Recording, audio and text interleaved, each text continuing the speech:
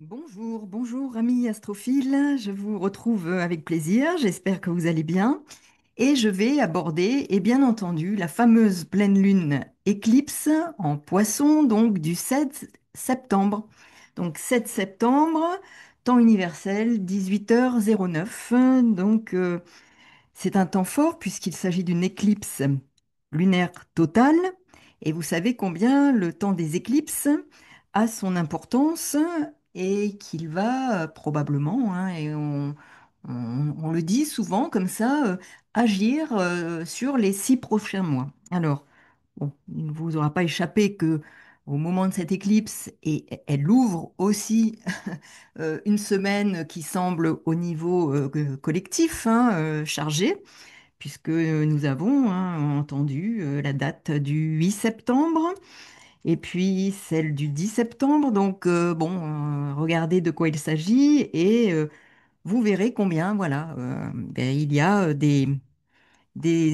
un bal, je dirais, un bal des énergies qui est en présence et qui va probablement pouvoir nous permettre de comprendre un peu comment, comment cette symbolique et ces analogies astrales, voire ces énergies, comment donc elles peuvent agir et en tout cas avoir une résonance dans la vie collective comme individuelle. Alors pour commencer, j'ai envie de citer, enfin d'aborder un point un peu spécifique. Bon, donc il s'agit quand même de cet axe, hein, activé, donc Vierge-Poisson. Comme toute pleine lune, les deux luminaires s'opposent. Donc le Soleil à 15 degrés 23 minutes de la Vierge et le Soleil à 15 degrés, pardon, 23 minutes du signe des Poissons. Axe aussi, donc transité par les nœuds lunaires, et nous avons ben, cette pleine lune éclipse, donc éclipse totale lunaire, pour cette date du 7 septembre. Alors c'est l'axe aussi, je dirais, et qui est réputé pour être celui de l'ordre et du chaos. L'ordre du côté de la Vierge, le chaos potentiel avec le signe des Poissons. Alors vous connaissez sans doute, et parce que je suis attachée aussi, je dirais, à- à Jung, de par ma formation de psychologue clinicienne et en psychopathologie. Et j'ai étudié effectivement la pensée jungienne et il m'est revenu en effet sa collaboration, je dirais, ou sa relation professionnelle et personnelle importante avec Richard Willem. Donc Richard Willem et Carl Gustav Jung ont eu une relation professionnelle, une collaboration, et notamment Richard Willem qui a traduit le I Ching en allemand et Carl Jung qui a écrit la préface de cette traduction. Jung a été fortement influencé par les idées et les concepts de I Ching et il a utilisé ce livre dans son travail thérapeutique avec certains de ses patients. Alors, Jung a vu dans le I Ching en fait une représentation de l'inconscient collectif et des principes universels qui régissent la psyché humaine. Cette collaboration entre Willem et Jung a permis de mettre en lumière les liens entre la psychologie occidentale et la sagesse orientale. Alors en effet, hein, Richard Willem était un sinologue, un traducteur allemand, et il est connu, hein, notamment pour ses traductions de textes classiques chinois et un livre en particulier, donc le Yi King, un livre ancien de divination et de sagesse chinoise. Alors pourquoi j'aborde tout ça? Ben parce qu'en fait, et vous l'entendrez, hein, de nombreuses personnes évoquent cette histoire qui, justement, vous allez voir, évoque bien, pour moi, en termes astrologiques, ce que représente cet axe Vierge-Poisson. Et après, je développerai les énergies de la pleine lune, mais vous allez voir combien tout ça converge. Richard Willem a raconté une histoire traditionnelle chinoise, c'est que dans une province chinoise, il n'avait pas plu depuis extrêmement longtemps et chacun, donc les uns ou les autres, allaient, force de rituels, fort de prières, en essayant de faire venir cette pluie tant espérée, tant attendue. Et puis, à un moment donné, quelqu'un évoque sa connaissance d'un sage chinois, un vieil homme qu'il faudrait aller chercher parce qu'il était réputé comme ayant des compétences pour faire tomber la pluie. Alors, ce vieil homme est appelé à la rescousse et il vient et on lui dit, qu'est-ce que vous souhaitez pour pouvoir, en effet, tenter de faire tomber la pluie? Alors il leur a dit, mais pas grand-chose, mais une maison, une petite maisonnette dans laquelle je pourrais rester 3 jours et une maisonnette au bord du ruisseau. Bon, donc tout le monde trouve que ce n'est pas bien compliqué à lui procurer, donc on lui procure cette maison et il y reste 3 jours et au bout de 3 jours, en effet, la pluie tombe. Alors, à sa sortie de la maison, les villageois, les gens de la province chinoise, et puis il dit, mais qu'avez-vous fait? Et il leur répond, le Tao, ici, montrait que tout était en désordre. C'était le chaos. Alors, je suis rentré dans cette maison, rentré en moi, et j'ai installé en moi l'ordre qui manquait à l'extérieur et dans le Tao. Et à ce moment-là, la pluie qui est en cohérence avec les énergies de l'univers est tombée. Donc, vous allez voir combien cette histoire illustre ce que représente cet axe poisson-vierge. L'axe de l'ordre, du chaos, et en même temps, comment organiser ces énergies chaotiques, faire le tri pour rétablir l'ordre et qu'enfin, la vie circule en cohérence avec les énergies de l'univers, circule à nouveau. Alors, il s'agit ici, avec cette éclipse totale, pleine lune du 7 septembre, de mourir à soi-même. C'est l'axe concernant donc ces deux signes mutables, et cet axe est particulièrement, pour plusieurs raisons, activé. D'une part, il y a une première nouvelle lune au premier degré, ça vous l'avez déjà vu, c'était donc ce mois-ci, mois d'août, hein. C'est au moment où j'enregistre cette vidéo pour la pleine lune. Et la prochaine nouvelle lune aura lieu sur le dernier degré de ce même signe en Vierge. Donc deux nouvelles lunes dans le même signe. Donc c'est assez rare, ça arrive bien entendu, hein, mais c'est relativement rare. Et donc surtout là, en effet, pour qu'il y ait deux nouvelles lunes dans le même signe, puisque la lune fait le tour du zodiaque en 20 à peu près 28 jours, il est bien question quand même que la première nouvelle lune soit dans le premier degré et la dernière dans le dernier degré. Nous voyons bien qu'il y a donc deux nouvelles lunes, donc ça active en particulier ce signe de la Vierge.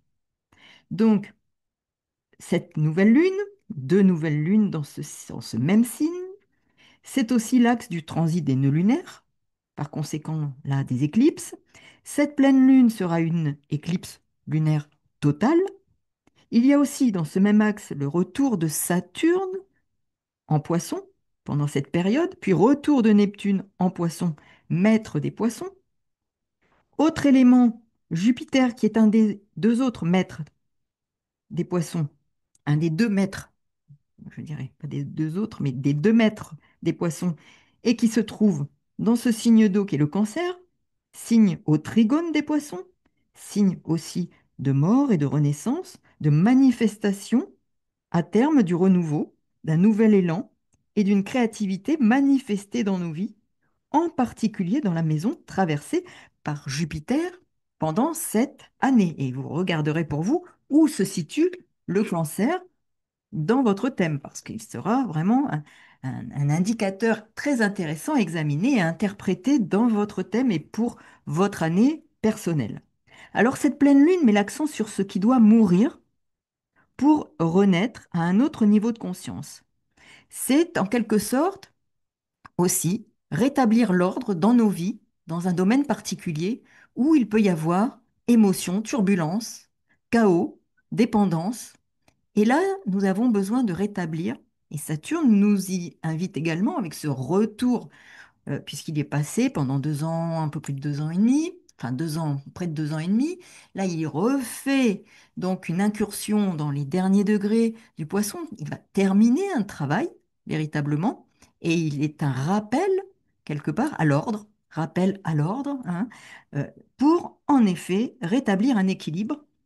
Donc, c'est important. N'oublions pas que Saturne est une des deux planètes maîtresses du signe de la Balance. Donc ça, c'est important. Et Mars sera dans le signe de la Balance. Donc nous avons ici à rompre avec probablement euh, une espèce de, je dirais, de consensus probablement intérieur qui n'est plus véritablement et qui ne nous permet plus d'être en cohérence avec la vie qui doit circuler dans notre existence et qui est entravée par des schémas qui ont trop duré et dont on doit se détacher, se défaire. Alors je vais développer, hein. Mais en effet, donc, c'est rétablir en quelque sorte l'équilibre, l'ordre dans une forme de chaos. Donc, vous voyez un peu par rapport à l'histoire qui me paraît intéressante à examiner, hein, celle qu'évoquait Richard Willem, c'est rétablir l'ordre dans un chaos. Alors, on voit bien qu'au niveau collectif, on y est totalement. Donc, avec le Soleil en Vierge, c'est une mise en lumière de nos conditionnements, nos habitudes de fonctionnement, notamment où se trouve le Soleil en Vierge pour vous dans votre thème. Et ça, c'est important à examiner pour en interpréter des significations personnelles, au plan personnel dans votre existence. Ces conditionnements doivent être mis, ou seront, fatalement mis au travail, et j'emploie à dessein le mot fatal, hein, car il s'agit bien du sens que l'on peut donner à certaines des énergies en présence, une sorte de détermination de l'action saturnienne pour en finir, rompre avec une habitude devenue une gêne, un frein à notre évolution. Saturne va nous pousser à plus de maturité, de discipline, à un rééquilibrage dans notre sphère émotionnelle, mue par des croyances devenues obsolètes. Ce sont des défis qui ouvre la voie à Uranus en Gémeaux pour opérer le changement, la mobilité face à un excès d'immobilité qui empêche la circulation de l'énergie vitale. C'est une période qui prépare un nouveau départ. Elle sert de purge pour préparer un terreau où la germination de nouvelles graines sera possible. Et vous connaissez la phrase de la Bible, si le grain ne meurt, il ne vivra pas. C'est aussi pour cela que, pour bon nombre d'entre nous en ce moment particulièrement, hein, il peut y avoir le sentiment d'être à la croisée des chemins ou d'être face à une situation éprouvante. Nous sommes surtout face à nous-mêmes et à ce que l'on doit abandonner, attente, attente affective, rancune, culpabilité, rancœur, schémas émotionnels erronés, illusions. Donc il y a vraiment un remaniement important. Et cela va requérir et nous permettre aussi d'acquérir une plus grande maturité émotionnelle, affective. Les éclipses de surcroît ont une portée importante, hein, comme je vous le disais tout au début, une forme de couloir énergétique pour les 6 mois qui suivront, donc jusqu'au printemps 2026. Cette pleine lune éclipse est propice au nettoyage émotionnel, à établir ou rétablir un nouvel ordre émotionnel à partir de situations qui nous permettent de clarifier où cet ordre est utile dans notre existence. On réorganise, on rétablit une forme d'ordre pour prendre soin de soi et de son environnement. L'ordre est lié à une puissance, je dirais, de connexion aux forces supérieures et les plus subtiles du signe des poissons. Soyons à l'écoute, attentifs et à l'écoute de notre intuition. Cela permet de se refaire en quelque sorte une santé dans cet axe Vierge-Poisson. On réorganise son monde intérieur sur tous les plans. La première nouvelle, lune, en Vierge, au degré premier, montre bien l'élan engagé. Et la deuxième nouvelle lune, degré 29, la fin et le bénéfice que nous allons pouvoir récolter à partir du tri, de l'ordre, de la réorganisation du nettoyage émotionnel que nous aurons entrepris. Donc ça, c'est vraiment important et à avoir à l'esprit, ce travail de réorganisation et d'ordre à établir en nous pour qu'il y ait cette projection. Et vous voyez bien, la maison 1, donc en poisson, dans le thème ici, vous voyez bien que la lune se trouve ici, donc en poisson, dans la maison 1, et soleil, ici, maison 7, on rétablit un ordre.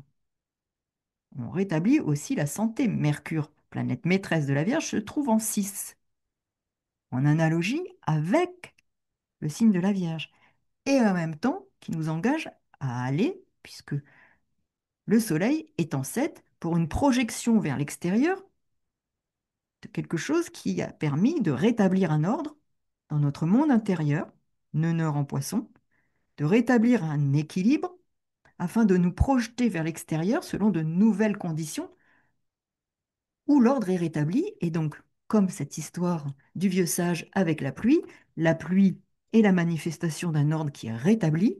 Et là, nous sommes en lien avec les autres, avec le monde, à partir d'un ordre qui est rétabli en nous.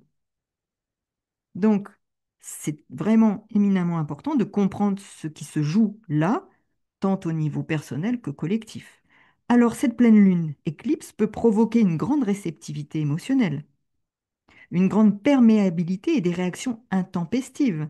Cette pleine lune, du point de vue d'où je parle, se déroule, comme vous le voyez, je vous l'ai dit, en maison 1, en analogie avec le bélier. Nous avons bien ici donc ces énergies à la fois de fin et de préparation d'un renouveau, d'un nouveau cycle, d'un nouveau départ. Donc, ce n'est pas purement une vue de l'esprit, c'est concrètement dans notre existence, et Saturne nous parle de concret. Comment ça se manifestera concrètement dans notre existence? L'axe 1,7 est intercepté.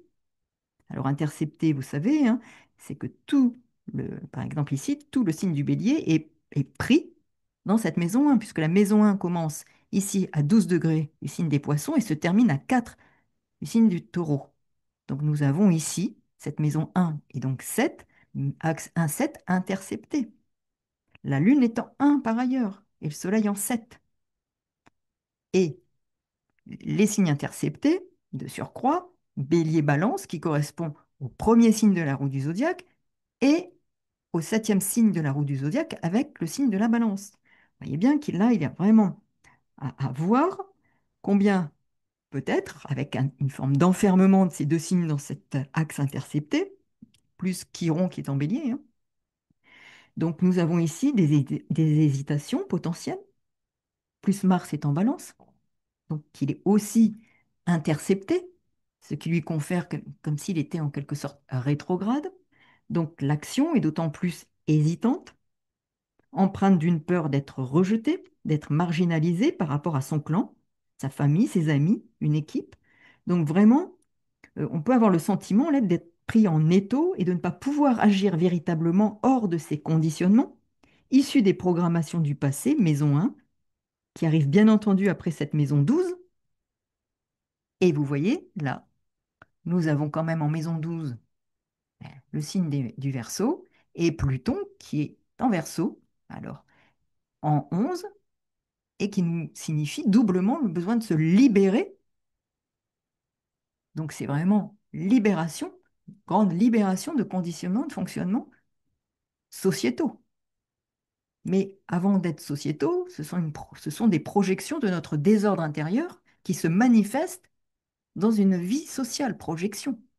Donc nous voyons bien ici combien nous avons à travailler sur l'ordre intérieur, émotionnel, affectif, schéma, programmation, dont je parle depuis un moment et d'autres de mes consoeurs et confrères de la même façon. Ce ne sont pas des vains mots. Il y a vraiment des prises de conscience majeures à avoir sur notre rôle et ce que nous projetons dans notre monde extérieur. Il peut donc y avoir ici des craintes, voire des culpabilités, peur du rejet, d'être marginalisé, le sentiment d'être pris en étau, donc, et de ne pouvoir agir véritablement hors de ces conditionnements issus de programmation du passé. Et donc ici, nous avons en effet une période qui peut nous pointer les bagages, parfois lourds encore, et enfermants, dans lesquels nous sommes, des schémas transgénérationnels avec lesquels nous euh, arrivons, je dirais, dans cette incarnation, et qui, là, sont en phase d'être retraités, dans la possibilité nous est offerte de prendre conscience et encore d'alléger ce que nous devons alléger pour faire un tri et remettre de l'ordre dans notre monde intérieur. Donc, ici, prise de conscience en matière de lourdeur, de poids que l'on supporte, auxquels l'on peut être soumis ou desquels l'on peut être dépendant. Et là, ce sera véritablement nécessaire, utile pour lever des obstacles, des freins qui n'étaient en réalité, Saturne, que les moyens mis en œuvre par la Providence pour nous permettre d'accéder à un niveau de conscience supérieur. C'est une occasion donc de prendre conscience de conditionnements qui posent des problèmes dans la vie relationnelle, nos projections sur l'extérieur, donc observez quelles sont vos projections, comment vous interprétez le comportement des uns et des autres. Ça, ça fait partie de projections, empreintes de programmation inconsciente que l'on peut faire amener à la conscience à partir d'un travail, je dirais, d'examen intérieur, de méditation, d'introspection, et c'est ce que nous propose ce nœud nord en poisson. Donc il peut y avoir des symptômes significatifs de quelque chose qui n'est pas véritablement digéré. Des addictions pourraient clairement être identifiées, des blessures liées à la légitimité, au droit à exister, à exprimer qui l'on est, à s'accepter, à la peur du rejet et de l'abandon seront mis en évidence. Ainsi, il nous est offert en quelque sorte la possibilité d'une plus grande liberté d'être après une réorganisation du monde émotionnel, d'un ordre rétabli ou d'un ordre établi, de la prise en compte de nos blessures que l'on projette à l'extérieur, car elles ne sont pas traitées, elles ne sont pas abordées. Cela évite la stagnation de l'eau qui croupit et finit par sentir mauvais. Cela nuit à la santé globale. Pensons bien qu'ici, nous sommes dans une dimension de santé, mais au sens large. Cette pleine lune éclipse est donc une invitation à aller voir ce qui, dans l'histoire transgénérationnelle notamment, peut avoir provoqué ces blessures qui affectent notre existence et se manifestent donc à travers notre réalité quotidienne. Quelque chose qui n'est pas digéré. Donc immersion dans le passé, voire réécrire ce passé pour appeler un autre futur potentiel. Et là, vous entendez Philippe Bobola ou Philippe Guillemont qui parlent de cette réécriture en quelque sorte de notre passé afin d'appeler un futur potentiel différent. Mais en qualité de praticienne EMDR, je dirais que c'est ce que l'on pratique dans certaines séances en fait et dans les séances de MDR. L'on fait en quelque sorte, on part d'une situation cible du passé qui est toujours comme si elle était présente et génère les mêmes symptômes qui relèvent du traumatisme. Et en effet, on retravaille sur les émotions, les images, les ressentis, les croyances et convictions négatives associées à cette situation pour désensibiliser. On ne retire pas l'événement, mais ce ne sont plus les mêmes émotions, les mêmes images, les mêmes ressentis qui vont être associés. Donc on réécrit cet événement, cette situation du tout point de vue, afin de provoquer une nouvelle posture intérieure et d'appeler un autre futur. Donc vous voyez combien cette façon d'envisager les choses peut se transférer, et notamment, je l'évoque, dans les séances de thérapie, c'est ce que l'on fait. En thérapie, en pratique EMDR, c'est ce que l'on fait. On réécrit de, sur tous les plans une situation qui a généré un traumatisme afin de la désensibiliser, non pas de l'oublier, pour appeler un autre futur et non pas avoir des situations qui relèvent du trauma, qui sont récurrentes parce que cela n'a pas été intégré dans notre psychisme et, et porteur d'une grande souffrance. Donc cela peut donc nous confronter à un deuil non fait, à des pertes non digérées, à des trahisons anciennes que l'on porte en soi et quelquefois vécues par d'autres de notre lignée familiale. Vous pourriez ne jamais avoir été trahi, par exemple, et pourtant craindre la trahison. Votre thème peut alors nous donner des informations intéressantes sur cette histoire transgénérationnelle. C'est intéressant d'observer combien l'histoire transgénérationnelle et le thème peut nous montrer où il peut y avoir des blessures, soit en effet inconscientes, mais soit sont inscrites dans nos mémoires cellulaires. Elles ne nous appartiennent pas véritablement, mais nous en sommes porteurs et nous avons des manifestations dans nos comportements liés à cette histoire transgénérationnelle. Et il est question de s'alléger de ce fardeau. La vie relationnelle, la vie dans le collectif peut ici osciller. Donc, entre peur du conflit, volonté d'apaisement, désir de rompre avec un consensus hypocrite. Donc, on voit bien cette pleine lune, comment elle peut être chargée de toutes ces manifestations. Il y a comme un brasier, un feu qui couve, un bouillonnement, comme si la tempête se préparait après, je dirais, une trop grande contention. Et Saturne en bélier sera sans doute pour quelque chose de ce point de vue-là en 2026. Les flots peuvent se préparer à une vague de submersion. Cette pleine lune peut évoquer une forme de trop-plein émotionnel qui pousse, prépare une réaction vive, un emportement, car la gestion des émotions n'est plus possible sans nier son droit à exprimer sa liberté d'être. Donc ce sera une sorte de période de tiraillement, de doute, de crise de conscience, de conflits émotionnels, parfois de tourments intérieurs. Cela peut être une période de lutte pour développer une plus grande confiance en soi aussi, pour le renforcement de l'estime de soi, la gestion du stress et de certaines contrariétés au quotidien. Alors cette pleine lune invite à mieux prendre soin de ses besoins émotionnels, de ses blessures, de ses peurs et conscient, en tout cas, de prendre conscience des transmissions aussi potentielles par nos aïeux ou par la collectivité humaine dont nous sommes membres comme la cellule d'un tout. Donc c'est une phase de croissance possible. Elle est importante au plan personnel, mais aussi, je dirais plus encore, au plan transpersonnel. Le nœud nord en poisson demande cette prise de conscience accrue afin d'établir comme un protocole de soins, une planification d'une méthode, d'un processus, afin de se détacher d'un poids, de bagages devenus trop lourds. Il peut y avoir des synchronicités, des songes, des rêves qui permettent, à travers ce langage symbolique, de ne mettre, de nous mettre sur le chemin, je dirais, quelque part, euh, des éléments qui nous permettront de guérir. Il nous positionne sur le chemin, la voie de la guérison. Il peut y avoir une sorte, à l'issue de ces 6 prochains mois, une sorte de ressenti de libération ou une sortie d'un isolement, une sortie d'une forme de solitude ou d'un sentiment d'incompréhension, sortie d'un conflit. Donc c'est vraiment, mais parce que nous aurons fait un cheminement pour nous sortir d'un conflit intérieur parfois, et d'une confusion intérieure, d'un chaos intérieur, qui nous permet là de rétablir un ordre, mais même dans nos relations.